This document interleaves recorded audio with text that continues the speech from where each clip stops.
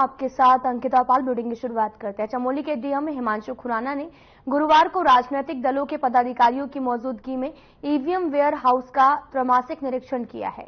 निरीक्षण के दौरान ईवीएम और वीवीपैट डबल लॉक से सुरक्षित पाई गई। वेयर हाउस में ईवीएम निरीक्षण और डबल लॉक खोलने और सील करने के दौरान पूरी प्रक्रिया की फोटो वीडियोग्राफी की गई है।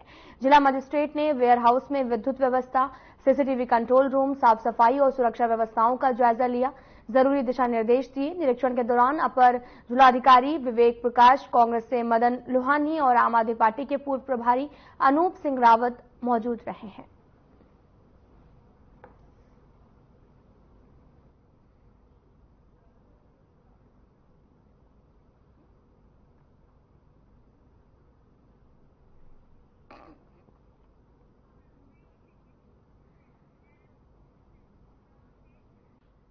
डोईवाला के दुधली क्षेत्र में मौजूद अटल उत्कृष्ट राजकीय इंटर कॉलेज में प्रदेश के शिक्षा मंत्री डॉक्टर धन सिंह रावत, हरिद्वार सांसद त्रिवेंद्र सिंह रावत 3 करोड़ 10 लाख की लागत से बने बहुउद्देशीय हॉल का लोकार्पण करने पहुंचे हैं और कार्यक्रम में शिक्षक दिवस पर शिक्षकों का सम्मान करते हुए तमाम शिक्षकों और सम्मान भी किया गया। साथ ही वहां पर विद्यालय के शिक्षकों ने अपनी मांगों को लेकर हाथों में काली पट्टी बांधकर विरोध किया है। हालांकि पुलिस प्रशासन द्वारा प्रोटोकॉल का हवाला देते हुए शिक्षकों को कार्यक्रम से दूर स्कूल में रखा गया है। इस दौरान विरोध कर रहे शिक्षकों का भी कहना है कि जिस तरह से आज शिक्षक दिवस के दिन जो है शिक्षकों का सम्मान किया जा रहा, बेहतर होता कि सरकार हमारी बातों को सुनती, हमारी मांगों को मानती। आपको बताते चले कि शिक्षक दिवस पर शिक्षकों का विरोध प्रदर्शन भी जारी रहा, जहां पर उन्होंने कहा कि जिस तरीके से तोहफे बांटे जाते हैं, कई तरह की चीजें की जाती हैं, हाथों में काली पट्टी बांधकर हमने गुहार भी लगाई है, तो इससे अच्छा है कि सरकार हमारी मांगों को मान ले। हम लगातार अपनी मांगों को लेकर धरना स्थल पर बैठे रहते हैं, हाथों में काली पट्टी बांध देते हैं और साथ ही मांगों को लेकर सरकार से गुहार लगाई है।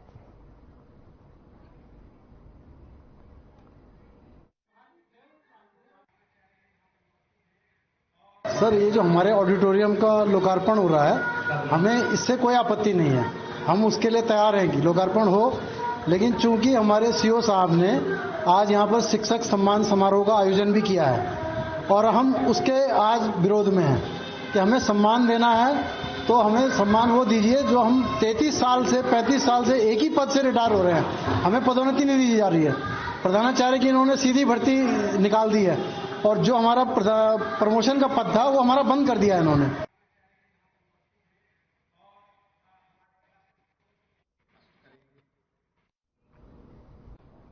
सीएम पुष्कर सिंह धामी ने बीजेपी के पदाधिकारियों कार्यकर्ताओं के साथ टिफिन बैठक की है।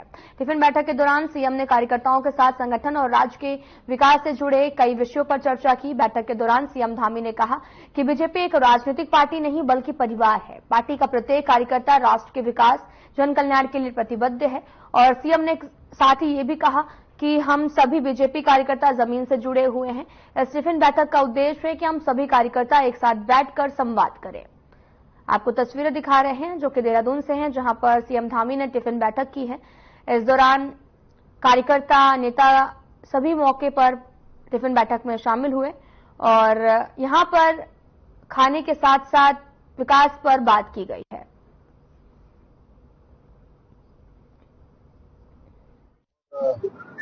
बैठक दोनों एक साथ हुई है, संवाद कार्यक्रम भी हुआ है, कार्यकर्ताओं से सुझाव लिए। महानगर के हमारे सभी प्रमुख कार्यकर्ता के बहुत सारे सुझावों की मिले हैं। अपने क्षेत्र में कार्यकर्ता पूरे परिश्रम से, पूरे समर्पण के साथ लगते हैं, तो उन्हीं का परिणाम, उसी का प्रतिफल है कि हम सभी चुनाव में हमको विजय से ही मिलती है, जनता तक हमारी बात पहुंचाते हैं। आज भी बहुत सारे सुझाव मिले और यहाँ से हम संकल्प भी लेकर जा रहे हैं सारे लोग, इस बार पार्टी का अभियान पूरी तरह से सफल बनाएंगे।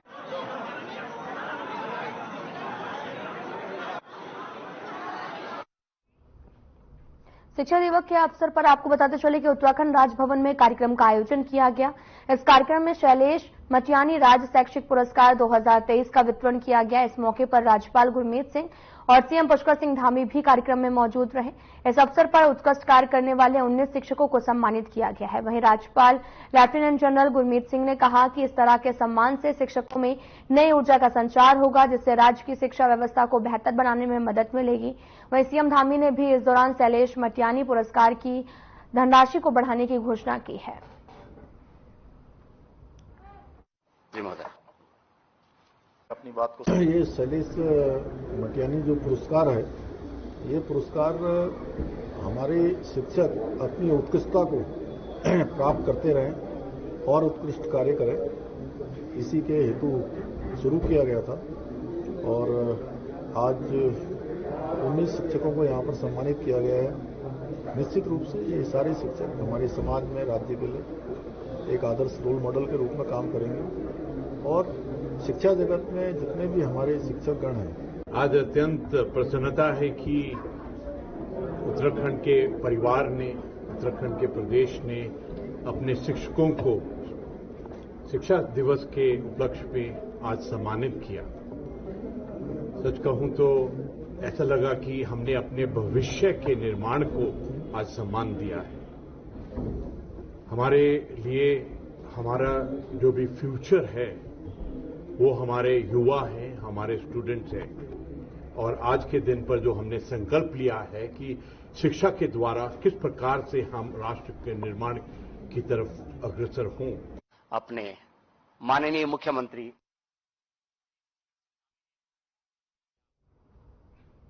भारतीय जनता पार्टी में सदस्यता अभियान का कार्यक्रम शुरू हो गया है। रुद्रपुर के बीजेपी जिला कार्यालय से उत्तराखंड के कैबिनेट मंत्री सौरभ बहुगुणा के द्वारा बीजेपी में सदस्यता अभियान की शुरुआत की गई, दीप प्रज्वलित की गई है। और इस दौरान उधम सिंह नगर बीजेपी के जिला अध्यक्ष कमल जिंदल के द्वारा कैबिनेट मंत्री सौरभ बहुगुणा को बीजेपी की सदस्यता दिलाते हुए प्रमाण पत्र सौंपा गया, शुभकामनाएं दी गई। कैबिनेट मंत्री सौरभ बहुगुणा ने बताया कि देश की number 1 party Bharatiya Janata party के द्वारा सदस्यता अभियान चलाया जा रहा है। यह अभियान 1.5 महीने तक 3 फेज में चलेगा, जिसमें अधिक से अधिक लोगों को बीजेपी के साथ जोड़कर बीजेपी की रीति नीति के बारे में बताया जाएगा।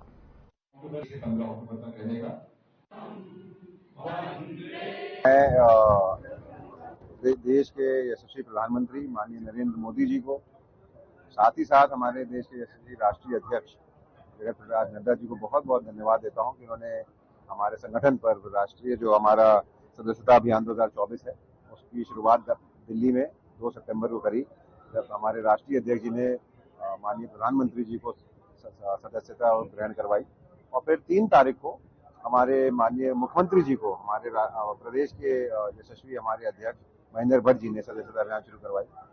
इसी के क्रम में आज उधम सिंह नगर जिले में हमारे जो जिला अध्यक्ष हमारे भाई कमल जिंदल जी, उन्होंने आज आपने देखा किस तरीके से मुझको और हमारे साथ पार्टी के समस्त वरिष्ठ अधिकारियों को आज सदस्यता ग्रहण कराई है।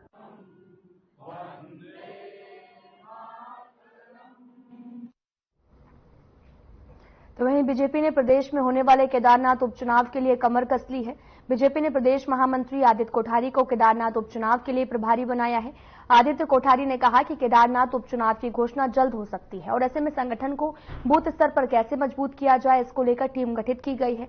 जल्द ही टीम केदारनाथ जाकर वहां की छोटी छोटी समस्याओं का कैसे समाधान किया जाए, कार्यकर्ताओं को किस तरह से चुनाव में काम करना है, इसको लेकर रणनीति तैयार करेगी। साथ ही आदित्य कोठारी ने कहा कि केदारनाथ में कांग्रेस के द्वारा जो दुष्प्रचार किया गया है उसका मुंह तोड़ जवाब कांग्रेस को दिया जाएगा। 10 हैं। आप किससे हैं? उत्तराखंड की केदारनाथ विधानसभा हमारी विधायक शैला रानी राउत जी के निधन के पश्चात खाली हुई है और यथाशीघ्र संभावना है कि वहां के चुनाव की घोषणा होगी। भारतीय जनता पार्टी केदारनाथ विधानसभा के चुनाव की दृष्टि से संगठनात्मक स्तर पर पूरी तैयारियां हमारी हों। हमारा बूथ स्तर तक का संगठन मजबूती के साथ में चुनाव के लिए तैयारी करे, इसके लिए वहां के लिए पार्टी के द्वारा एक टीम का गठन किया गया है। आप किससे हैं? जी फिलहाल यहां रुकते हैं एक छोटे से ब्रेक के लिए।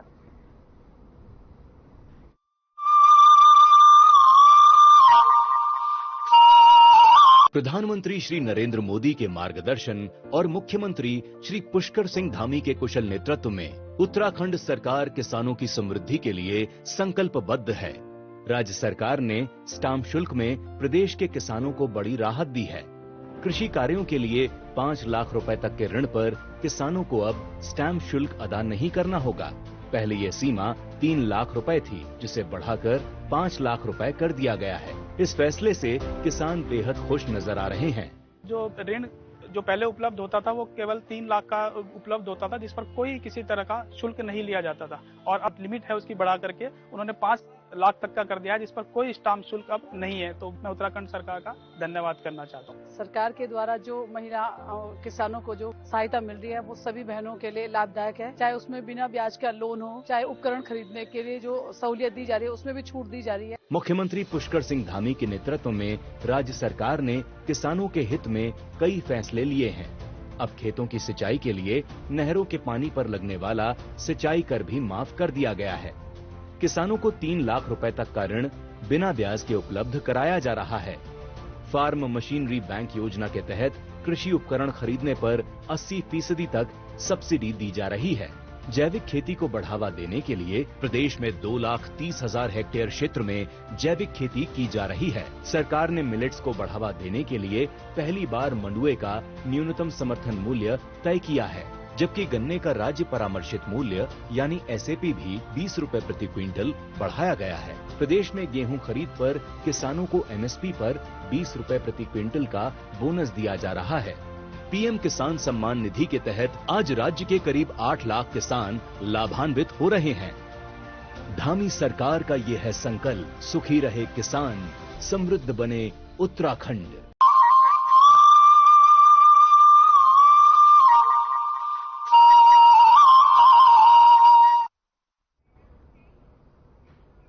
ब्रेक के बाद स्वागत है, आप सभी का रुख करते हैं खबरों की तरफ। कांग्रेस के पूर्व अध्यक्ष गणेश गोदियाल ने बयान जारी करते हुए प्रदेश के सभी बीजेपी सांसदों से एक बड़ी मांग उत्तराखंड के पर्वतीय क्षेत्र के लिए की है।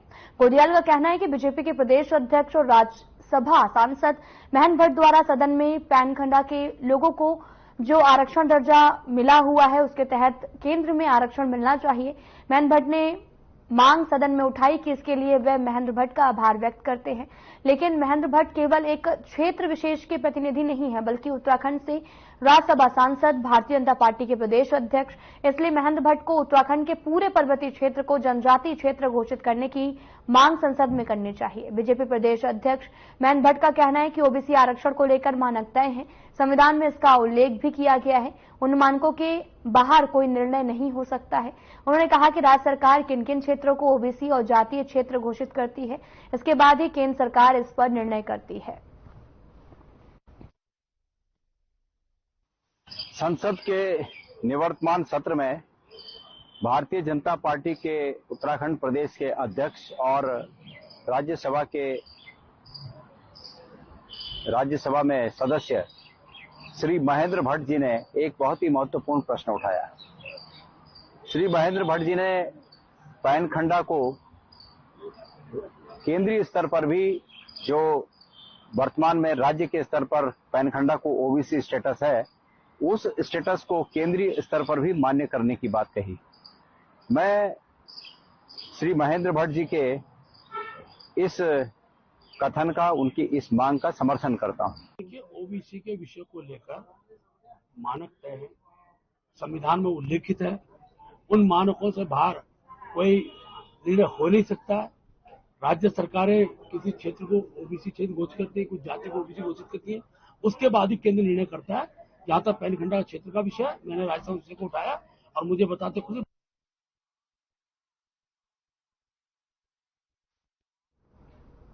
कुछ समय पहले केदारनाथ क्षेत्र में आई आपदा के चलते मुख्य विपक्षी दल कांग्रेस की केदारनाथ प्रतिष्ठा रक्षा यात्रा स्थगित हो गई थी, जिसके बाद में कांग्रेस पार्टी दोबारा शुरू करने की तैयारी कर रही है। और इस बात को लेकर कांग्रेस के प्रदेश अध्यक्ष करण महारा ने कहा कि केदारनाथ क्षेत्र के प्रशासन से लगातार संपर्क में है। जैसे ही केदारनाथ धाम का पैदल मार्ग बन जाएगा, जहां से यात्रा स्थगित हुई थी, वहीं से दोबारा से शुरू करेंगे।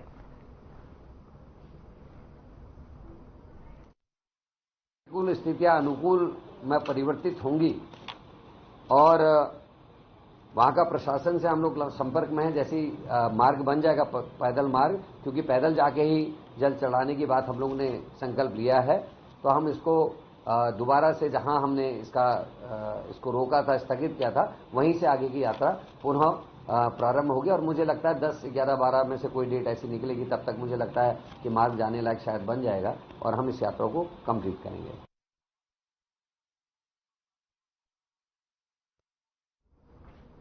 उत्तराखंड में आईपीएस अधिकारियों के बंपर तबादले किए गए। पुलिस मुख्यालय स्तर पर दायित्व में भी बदलाव किया गया और साथ ही मणिकांत मिश्रा को उधम सिंह नगर का एसएसपी बनाया गया। आयुष अग्रवाल टिहरी के एसएसपी बने और श्वेता चौबे को सेना नायक आईआरबी की जिम्मेदारी दी गई। इसके साथ ही अर्पण यदुवंशी को सेना नायक एसडीआरएफ की जिम्मेदारी दी गई है।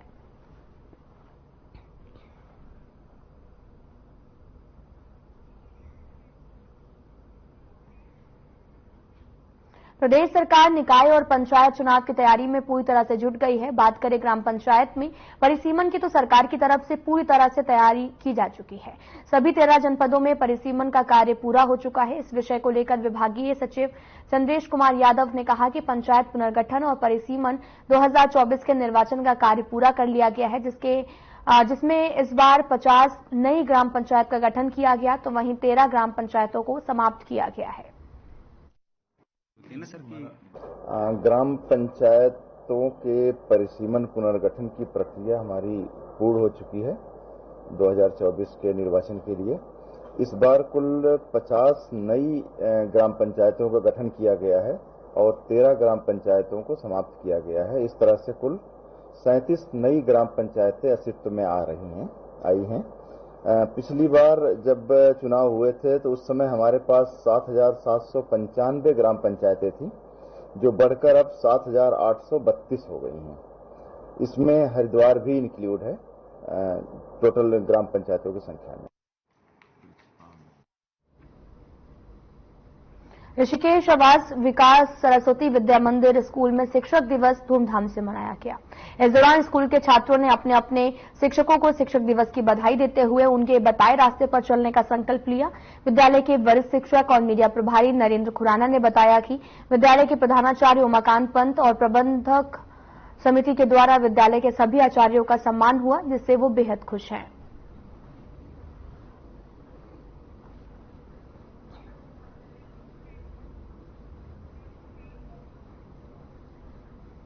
बंगाली समुदाय के आरक्षण पर बीजेपी विधायक मुन्ना सिंह चौहान के बयान पर उत्तराखंड के बंगाली समुदाय के अलावा क्षेत्र के पंजाबी समाज के लोगों में रोष है। पंजाबी समाज के लोगों का कहना है कि बंगाली समाज और पंजाबी समाज आजादी की लड़ाई में अहम भूमिका निभा चुका है। साथ ही सिख और बंगाली समाज के कई लोगों ने आजादी में अपने जीवन की आहुति दी है।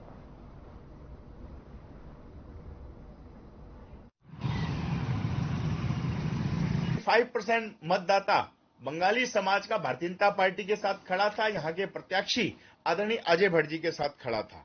और बंगाली समाज, मैं फिर कह रहा हूं, वो पूजनीय है।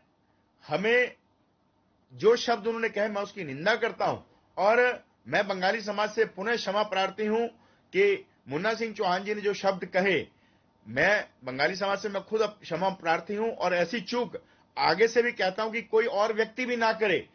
किसी भी समाज के लिए बोलने का किसी भी व्यक्ति को कोई अधिकार नहीं है। मुन्ना सिंह चौहान जी विधायक जी, अच्छी बात है, वो अपनी बात कहने का उनको अधिकार है, लेकिन इस तरीके से नहीं कि किसी को भी गाली देने का अधिकार उनको है। एक ऐसा जाति के लोग, बंगाली समुदाय के लोग जो हमेशा मिलजुल कर रहते आए, अगर हम इस तरीके से कहें कि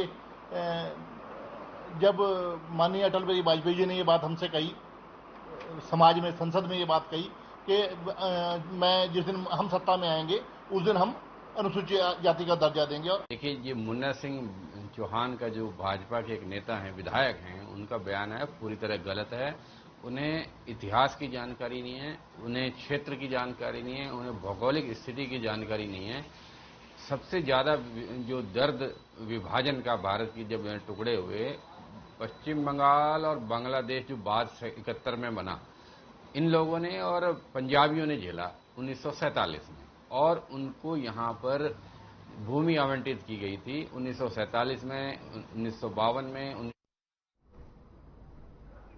सल्ट अल्मोड़ा जिले के विकासखंड सल्ट कुमाड़ में आजादी की लड़ाई में शहीद हुए खीमानंद गंगाराम सहित बहादुर और चूड़ामणि को श्रद्धांजलि दी गई। केंद्रीय राज्य मंत्री अजय टम्टा, सल्ट विधायक महज जीना, बीजेपी जिलाध्यक्ष लीला बिष्ट सहित बीजेपी कार्यकर्ता और पदाधिकारियों ने प्रतिमाओं पर पुष्प अर्पित कर उन्हें श्रद्धांजलि अर्पित की है। केंद्रीय राज्य मंत्री अजय टम्टा ने कहा कि खुमाड़ के जाबाजों का बलिदान कभी भुलाया नहीं जा सकता। उन्होंने शहीद स्थल खुमाड़ पर हेलीपैड बनाने की घोषणा की है। इस दौरान राजकीय इंटर कॉलेज खुमाड़ में जनसभा को संबोधित करते हुए कहा कि शहीदों के गांवों के लोगों को जो उम्मीदें हैं उन्हें पूरा करने का प्रयास किया जा रहा है। उन्होंने शहीद स्थल पर हेलीपैड बनाने के लिए भी ग्रामीणों से भूमि उपलब्ध कराने की अपील की है। शहीद दिवस के माध्यम से सल्ट खुमाड़ को प्रतिवर्ष दर्जनों सौगातें मिलती आ रही है और वर्तमान में इस क्षेत्र से लोकप्रिय विधायक महेश जीना जी और इस क्षेत्र से सांसद के रूप में अजय टम्टा जी दोनों ने राज्य की तरफ से और केंद्र की तरफ से उन अमर वीरों को आज श्रद्धांजलि अर्पित की। और प्रतिवर्ष आज सल्ट लगातार उन्नति की तरफ, प्रगति की तरफ और विकास की गति को आगे अभी हमने जिक्र किया। सैकड़ों करोड़ की योजनाएं आज सल्ट में निर्माण कार्यों की, सड़कों की, पेयजल की तमाम क्षेत्रों में चल रही हैं। तो निश्चित रूप से आज सल्ट की जनता ने स्वागत, अभिनंदन किया दोनों नेताओं का और उन शहीदों को श्रद्धांजलि अर्पित की। अभी ऐसा आज हमारे माननीय मुख्यमंत्री पुष्कर सिंह धामी जी के यहाँ आना था, लेकिन अचानक ही कुछ आवश्यक काम पड़ने की वजह से वो नहीं आ पाए। उनका संदेश मिला है और जल्द ही हम एक और प्रोग्राम लगा के, क्योंकि माननीय मुख्यमंत्री जी ने तो कहा था कि कुछ घोषणाएं मेरी तरफ से आप कर देना, लेकिन मैंने इसमें जान के नहीं की। मैं चाहता हूं कि जब मुख्यमंत्री जी आए तो छप्पर फाड़ के हमें लेके जाए। खाली बूंद बूंद से हमारे सल्ट का गुजारा नहीं होने वाला और इसलिए हमने वो 2-3 घोषणाएं नहीं की, क्योंकि हमारा कम से कम 10-15 घोषणा कराने का हमारा उद्देश्य माननीय मुख्यमंत्री जी से था और हम कोशिश करेंगे जल्दी सल्ट में माननीय मुख्यमंत्री जी का दोबारा प्रोग्राम लगाएंगे, क्योंकि हमारे क्षेत्र में अनेक प्रकार के कार्यक्रम होते रहते हैं।